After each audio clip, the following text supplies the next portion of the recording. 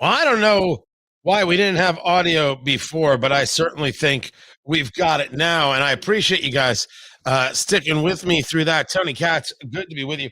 Show doesn't begin until noon Eastern time, and we will be, of course, on the air on radio. You can listen to WIBC.com. Maybe I'll just keep the stream going. I'm supposed to talk with Ed Morrissey. Not quite sure how we're going to get that done because what I've been watching and waiting for And its scale is compared is to is a this country which they right? So this is C-SPAN, and President Biden is supposed to be addressing the nation about the transition. That's what's supposed to happen. It's supposed to be a whole talk about the transition. So I wanted to bring that to you, and I could see Penny there. I tried one of these earlier, and people couldn't hear me. The question is, I want to know if you can hear what I have here on C-SPAN. So this is you are my tech crew at the moment. Do you hear anything now from C-SPAN, from these people right here, from all of this right there? Do you hear anything from that at all at this time? That's the question. Yes or no? Do you hear anything? Because if you don't, you do. And do you now? Do you hear anything from that now? From there? Oh, these guys are doing great. I'm gonna have to put them on payroll. We we don't have a payroll. We're in radio, and we found a camera. We're in radio. Oh, Matthew, you have made me quite, quite happy. So that means now you can hear the C-SPAN guy, and now you don't hear the C-SPAN guy. Got it. I love it. So President Biden is going to come out and talk about the transition. And the question before us is, what is he going to say? Is he going to talk about the peaceful transfer of power? Is this the argument we're going to get? Just some basic everyday conversation. Okay, fine, done. Forget about it. Move on. Have a nice day. Or does Biden go Biden? Could Biden possibly get into a conversation of that election? They told me I couldn't win. They told me I couldn't win. No joke. And they said you got to go, Joe. And I said, where are we going? Where are we going? And said, well, you're going to go home to Delaware. He goes, I'm from Scranton. They call me Scranton Joe. And they said, Rocky Road. And I said, no, the roads are pretty much paved. And then get into an election or a conversation about how he could have won the election, how it could have been stronger, how they could have done better, how they should have listened to him. I would say as a matter of reality, there's just no way that happens.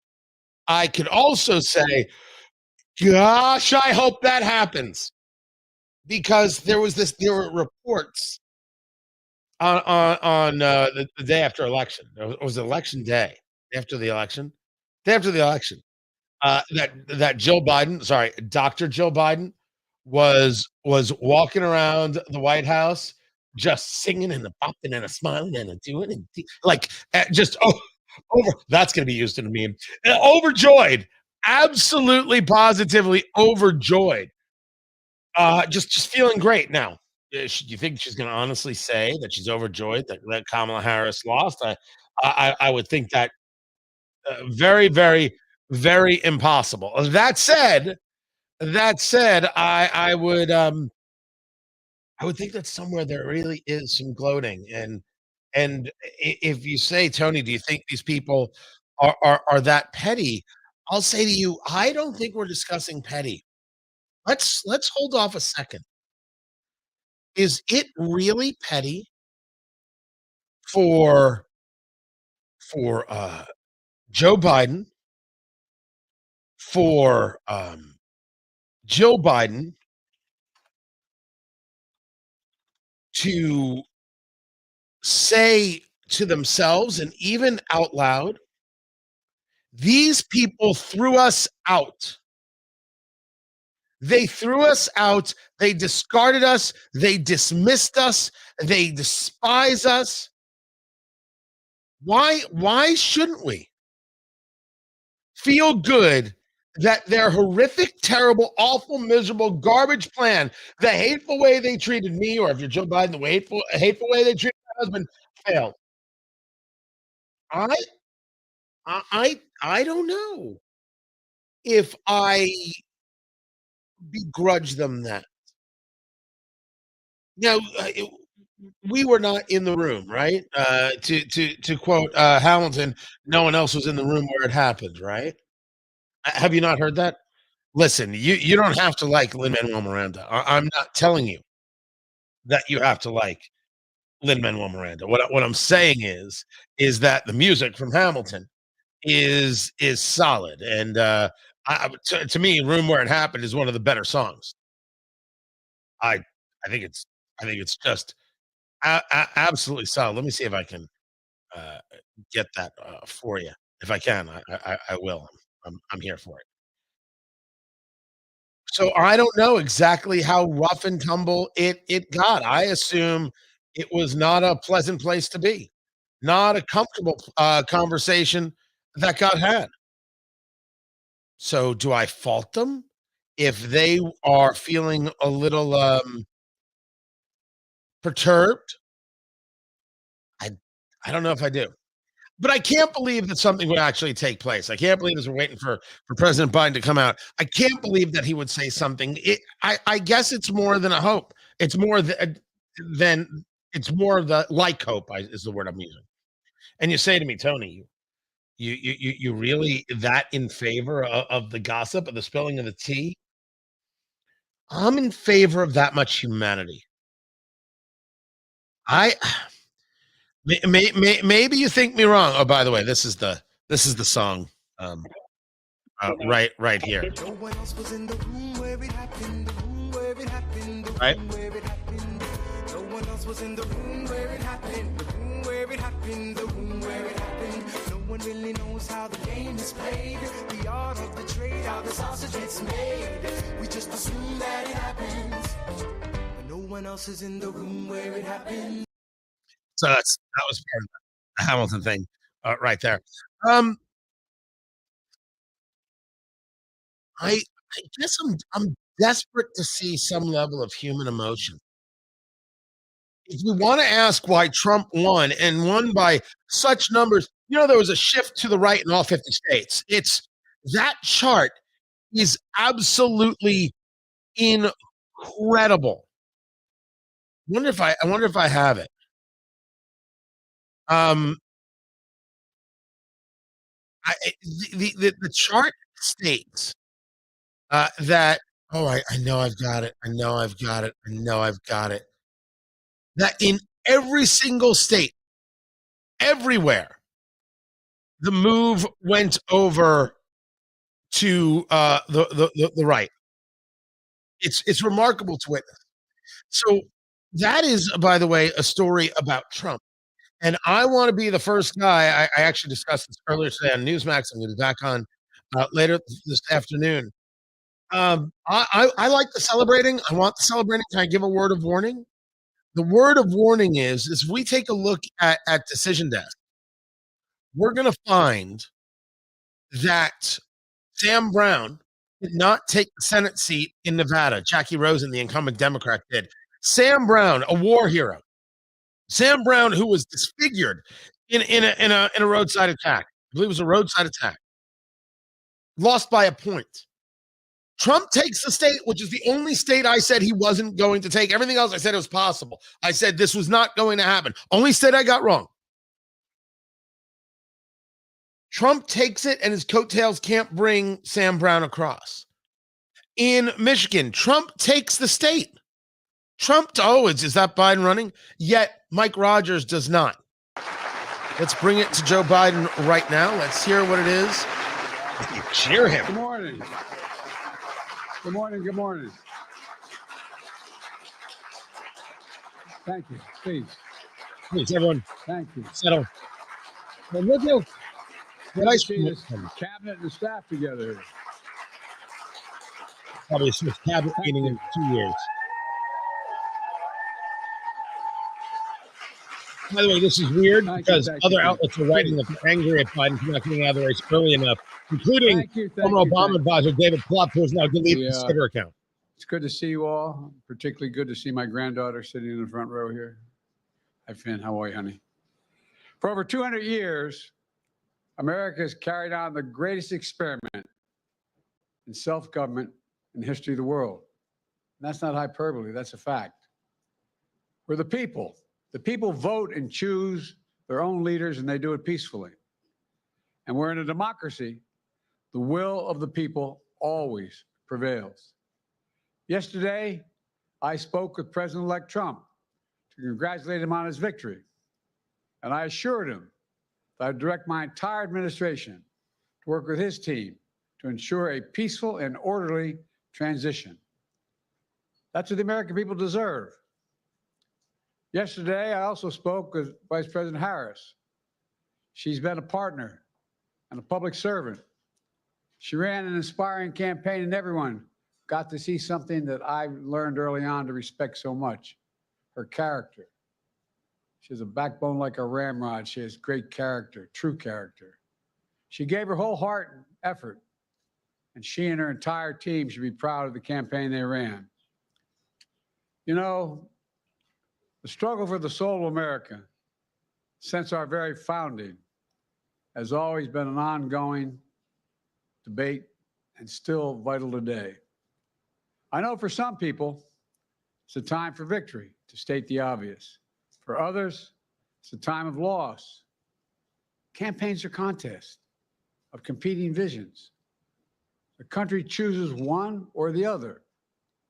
We accept the choice the country made. I've said many times, you can't love your country only when you win. You can't love your neighbor only when you agree. Something I hope we can do, no matter who you voted for, is see each other not as adversaries, but as fellow Americans. Bring down the temperature. I also hope we can lay to rest the question about the integrity of the American electoral system. It is honest, it is fair, and it is transparent. And it can be trusted, win or lose. I also hope we can restore the respect for all our election workers who busted their necks and took risks at the outset.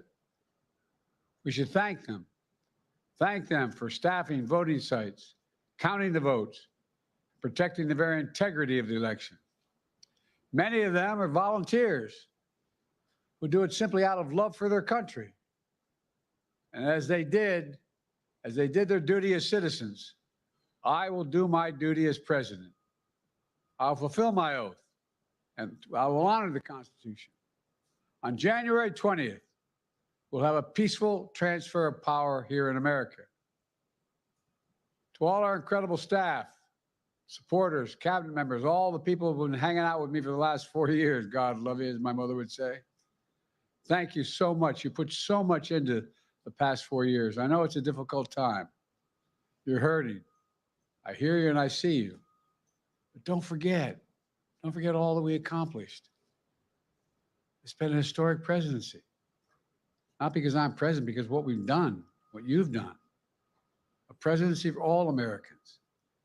Much of the work we've done is already being felt by the American people, but the vast majority of it will not be felt over the next 10 years. We have legislation we passed that's just only now just really kicking in. We're going to see over $1 trillion worth of infrastructure work done, changing people's lives in rural communities and communities that are in real difficulty because it takes time to get it done. And so much more. It's going to take time, but it's there. The road ahead is clear, assuming we sustain it. There's so much we can get done and will get done based on the way the legislation was passed. And it's truly historic. You know, we're leaving behind the strongest economy in the world. I know people are still hurting, but things are changing rapidly. That's insane. Together, we've changed America for the That's better. certifiable. Now we have 74 days to finish the term. I thought I was going to be able to stay silent. Nope. Let's make every day count. That's the responsibility we have to the American people. Look, folks, you all know it in your lives. You all know, folks. Setbacks are unavoidable, but giving up is unforgivable. Setbacks are unavoidable, but giving up is unforgivable. We all get knocked down. But the measure of our character, as my dad would say, is how quickly we get back up. Remember, a defeat does not mean we are defeated. We lost this battle. The America of your dreams is calling for you to get back up. That's the story of America for over 240 years and counting. I can't believe I'm Story for listening all to of this. us, not just some of us. The American Is this the guy experiment talking to the endured. country, or is this the guy having We're a gonna be campaign rally? okay, but we need to stay engaged. We need to keep going. Wow. And above all, we need to keep the faith. So proud to have worked with all of you. I really mean it. I sincerely mean it. God bless you all. God bless America. And may God protect our troops. Thank you, thank you, thank you. That's outrageous. That is outrageous. That was not a speech to the nation about transition. That was a campaign speech. I know you're all hurting. Nobody wanted this except the 74 million people who voted. That is obscene. Ed Morrissey joins me. He is the Capo di Tutti Capo over at hotair.com. Ed, that's nuts. That was certifiable, Ed Morrissey, what it is that Joe Biden just did right there. He's addressing the nation about the transition and turns it into, I know you all think this sucks, but believe me, no joke, we're gonna get through it, or something to that end. What was that? That was kind of what I expected, honestly. I mean, this is a string of cliches. The most important part of this was him getting up and saying, I talked to Trump and we're going to work together on the transition. And everything else after that is just simply legacy protecting fluff, right? It's kind of a concession speech, although he wasn't the candidate. Clearly his administration was the incumbent in this thing. And it's sort of Joe Biden wanting to go out on Joe Biden's own terms. I actually didn't think it was, I didn't think it was that notable of a speech. I was curious as to what he was going to say, and he ended up saying not very much at all. He's talking about his legacy. The stuff we did here is going to last. I mean, this is to it's sort of the, almost like a little nod to the troops. And I'll tell you this, he did it on time, whereas Kamala Harris waited a full day to address the people that showed up to support her on election night, which I think, he talked about her having backbone of steel, I think is something that he said. She doesn't have a backbone of steel. She wouldn't even show up to her own rally. And the word you're looking for is ramrod. She has a backbone of ramrod, which I'm pretty sure if it's not already, it's on Urban Dictionary any second my watch, any second now. But you're right. And I would love to hear you dig in a little bit more. That on election night, she left that crowd waiting for her. Yeah. This was echoes of 2016 Hillary Clinton. She wouldn't go see them. Engage the comparison, if you would.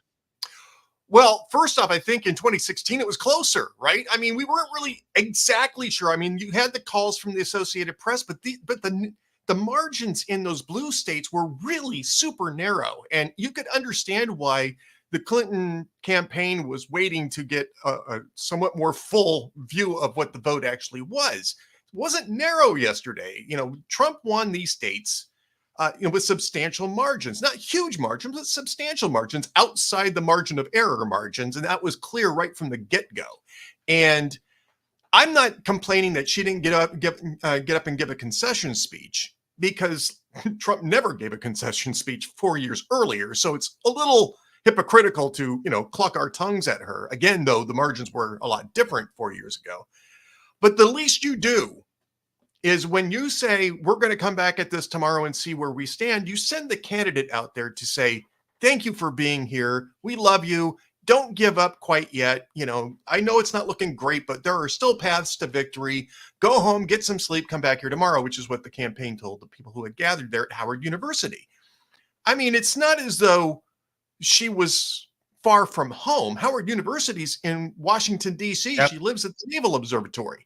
And of course, she went to Howard. That's the reason why they had it at Howard. But I mean, that's just simple courtesy, etiquette. Those people showed up for you. And then to tell them, oh, come back, to have an aide come out, you know, Cedric Richmond come out to the stage and say, well, come back tomorrow, as if they have nothing better to do. After their own candidate refused to greet them is, I mean, that's the part that bothers me, not the non-concession thing. Her concession speech yesterday was fine. It was okay. You know, she conceded at least, which is which is the crux of the thing. Talking to Ed Morrissey of hotair.com, Joe Biden, in his talk to the nation about the peaceful transition to power, the dig on Trump, the dig on January 6th, of course. And then I'm going to disagree with you, Ed. It is immediate departure to a very, very partisan moment. This wasn't a concession speech. He needed to be the president of the country, and he proved once again that at that moment he will not meet it. And that's what happened here. And I am not going to give on that, but I want to share this with you. I would never normally in any course share a post from Chris Cillizza. That's just what? Why? That's so rude of you. That's a little rough. That's a little rough. He's had a tough go of things, I tell you. This is his post right here. Might be a little bit hard to read. It was a post on Twitter. A few of the numbers that tell the story of this election. And I'm telling you, we're reading a little bit of this wrong because we're making, I think, a judgment that this is the way things are, or that these are Republican things as opposed to Trump things. But this is still remarkable stuff. In New Jersey, Trump lost in 2020 by 16 points. Now it was by 5. In 2020, he lost California by 29 points. In 2024, 17. In New York, he lost by 23 points in 2020. He lost by 12. In Illinois, by 17 points in 2020. And I think this is actually a bigger one. He lost by 8 because there was no real campaigning except for the Economic Club of Chicago conversation there, Ed. There was no campaigning that took place in Illinois. As a matter of breaking through, and as in an equal measure, a matter of people not being interested in what it is that Kamala Harris had to offer, these numbers are brutalizing for the Democratic Party. Is there? How do you see them? I see them as Trump numbers more than Republican numbers. And if you want to take a look at the evidence of that, take a look at how Republicans did in Senate races, right? Or how they're doing in House races right now. I mean, right now in the House, I think that the decision desk has a +1. You know, that Republicans have a net pickup of 1 seat so far. There's still some seats that they still have left to call. But I mean, you just had a Republican presidential candidate win what's apparently going to be an outright popular vote majority for the first time in at least 20 years. And you know, maybe as the non-incumbent Republican candidate for the first time since 1988, right? And yet, it's not as though that the House had a 50-seat Republican majority. They had a 5-seat or 4-seat Republican majority. I forget which it was because there was a couple of changes there over the last year or so.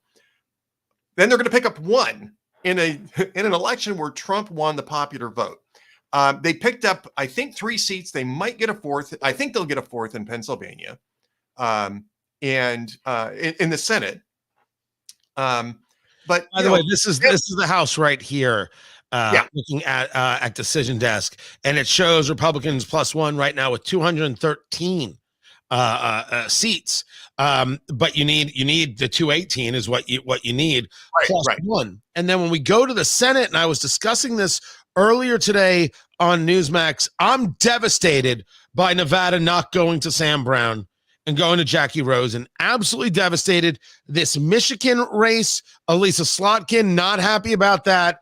And all the opportunity in the world in Wisconsin to take out Tammy Baldwin. It doesn't come through. So these are 3 states that Trump won, and these are 3 states that are not going to send a senator, which means the Republican lead is 52, because I don't think Arizona is going to go their way.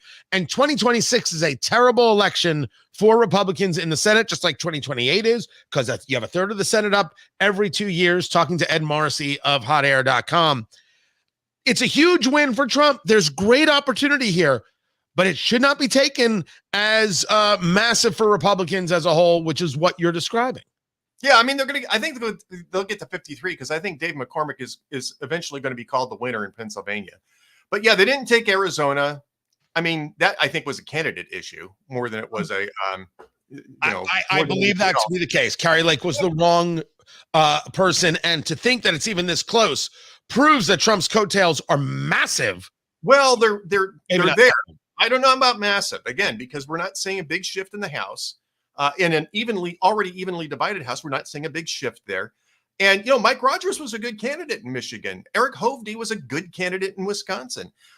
Sam Brown was a good candidate in Nevada. I mean, he actually was a really good candidate. And they've had some candidate recruitment issues in Nevada before for Senate races. I mean, we don't need to go through the whole list, right? That goes back to the Tea Party days. But they actually had a good candidate. Sam Brown was a good candidate, ran a good campaign. It's just that Nevada is a leans blue state, and Jackie Rosen is an incumbent, and they weren't unhappy with Jackie Rosen. So again, I think what you're seeing here is a Trump factor, not a Republican factor. The trick will be to incorporate the Trump factor into the GOP factor for the midterms, and that will be tricky. And you're right, the 2026 Senate cycle isn't really friendly to Republicans. I don't think it's as bad as people think it's going to be, but it isn't really friendly to them either. They're going to be defending more seats than they're going after. Can I look at you like this? Can I just look at you like this to ask you if you that with all due respect, I think that is an outrageous amount of wishful thinking. I mean, if I was in front of you and there were no cameras, even if there were cameras, I would probably call you names. Very, very nasty. You call me names on camera and on mic anyway. What's wrong with you, man? I don't want to give hope to the thing. I want people to know how hard 2026 is going to be in 2028. I think it might be worse, but that could be conjecture. No, I actually think 2028 is going to be more difficult because, people wanted to change at the end of the first Trump term. You're risking whether or not they're going to want to change at the end of the second Trump term too. But, that'll come when it comes, right? And we'll see over the next couple of years how things fall out. But the midterms will be the big test, I think. And you're right. The Senate there's challenges in the Senate. And I'll give you another reason why it's going to be challenging is he's likely to pick a couple, at least, of people in the Senate now as cabinet secretaries. I would not be surprised if Tom Cotton became Secretary of Defense and Marco Rubio. Oh, so I'm going to interrupt you talking to Ed Morrissey of hotair.com because I saw a story in the New York Post and I lost my mind because it had some names in there I wasn't ready for. Some I absolutely expected, but it talks about Tom Cotton, the senator from Arkansas, in levels of national security, which I would be down with. Tom Cotton has said no. He's like, I'm staying right where I am. He has his look at leadership. It might very well be Rick Scott, the new leader of the Senate. It's going to be kind of fascinating. He might be in a 2-3 position there role, and he sees that as his opportunity. Personally, I'm gratified by that. I this is not a time for weakness in the Senate in a post-Mitch McConnell run Senate. This is a time for kind of resetting the rules, and he is the best guy to explain those rules. But there are some unique names coming out, including the possibility of Marco Rubio as Secretary of State, which made me sit down. I'm not anti-Rubio. I'm a pretty pro-Rubio cat. You forget how good he is in being able to discuss things. I just never visualized him in the spot. You have a take? Yeah, he's been talked about this for quite a while. I think it's really going to be either him or Rick Grinnell. And it might be Rick Grinnell because I think Grinnell is maybe a little bit more suited to Trump's temperament. But Rubio will probably have a shot at something else if he doesn't get Secretary of State. Or he might make the same decision. I'd just really rather stay in the Senate.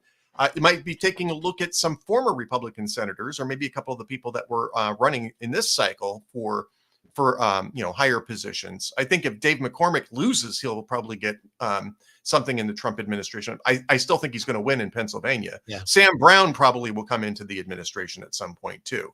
But nevertheless, the issue is that usually you take at least a couple of people out of the Senate when you're coming in with a new administration, and that will create even more problems in 2028 if that's what happens. And so that's one thing to consider, because you're going to have to run special elections for those senators on top of whatever other seats that you're defending. So Florida becomes rather safe in that regard. Yes. You can run a special election there and be very, very good, or you can go outside of that realm and feel safe as well. Before I let you go, Ed Morrissey right there of hotair.com. The results here, right? We take a look at this map. This is the presidential map. My gosh, that's a lot of red. There's a tremendous amount of red.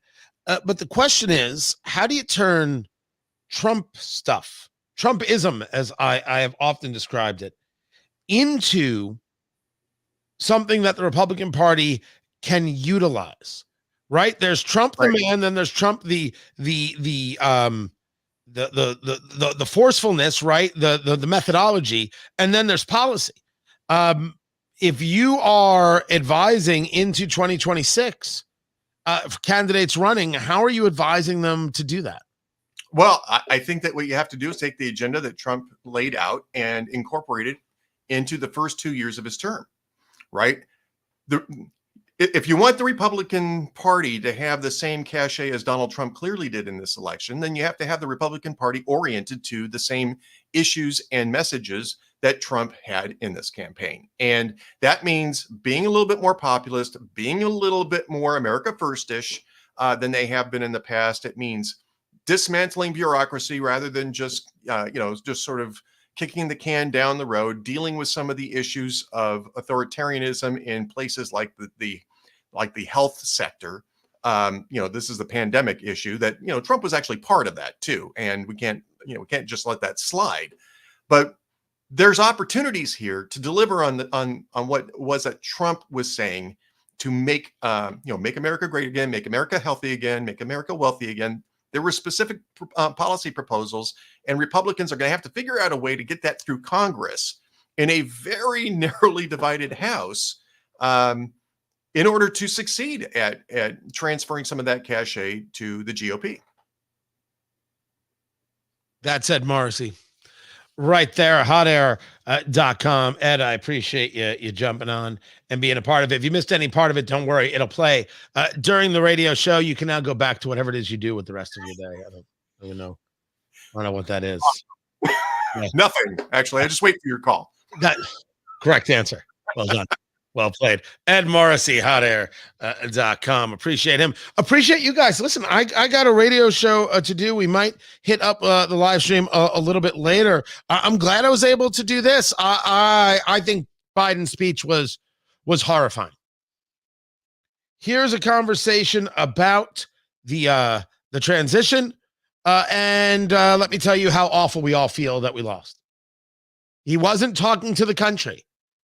I thought that was ugly as can be, but it's Joe Biden. I have gotten very, very used to this, and I think by now we all have. And I'm not going to miss it when it's gone. And yes, for the eagle-eyed people, it is new swag. It is. It's not a sticker. It is new swag. I don't think I'll be able to get it up before Christmas. I'd like to, and we'll get it out there. There's These are now in, and more are coming. I do have hats. I don't know. And it's like, why would anybody want? Because some people are like, it'd be cool to have. I'm like, all right, I'll do it. And mostly it's so I have something to wear every day. It's mostly what it's all about. Guys, you are appreciated on YouTube. Be sure to subscribe at Tony Katz, Twitter X at Tony Katz, Facebook Tony Katz Radio, even though Facebook sucks. That's where we're at, and find everything at TonyKatz.com. You're appreciated. Can't thank you enough, guys. And I will catch you later. Don't forget, you can listen to the show at WIBC.com. And I do not know why I have this image. I don't remember when we did that, but it makes me super happy. Later, guys.